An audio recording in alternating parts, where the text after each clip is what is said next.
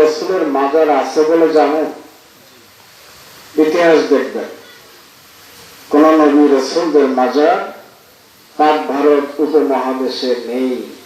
তাহলে বোঝা যায় যে তাওহীদের ধর্ম প্রচারের জন্য আল্লাহ ভালো জানেন, তবে ইতিহাস যেটা প্রমাণ করেছে এই ভারতবর্ষে কোন নবী রাসূলের আগমন ঘটেনি। কথাটা বুঝে আসলো? এখান থেকে একটু আলোচনায় আসতে চাই। আলহামদুলিল্লাহ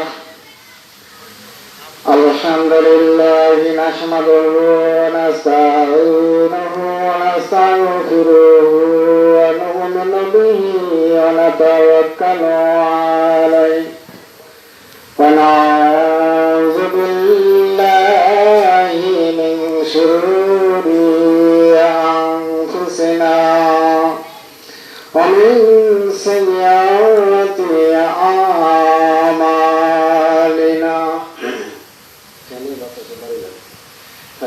من يهده الله فلا مضل له وما يضلله فلا هادي له ونشهد أن لا إله إلا الله وحده لا شريك له ونشهد أن سيدنا ونبينا وحبيبنا ومرشدنا ومولانا محمد صلى الله تعالى عليه وعلى آله وأهل بيته وصحابه وأهل برسوله وعلماء أهل سنته أجمعين.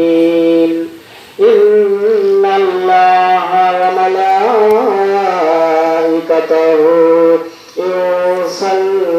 يصلون على النبي يا أيها الذين آمنوا صلوا عليه وسلموا تسليما.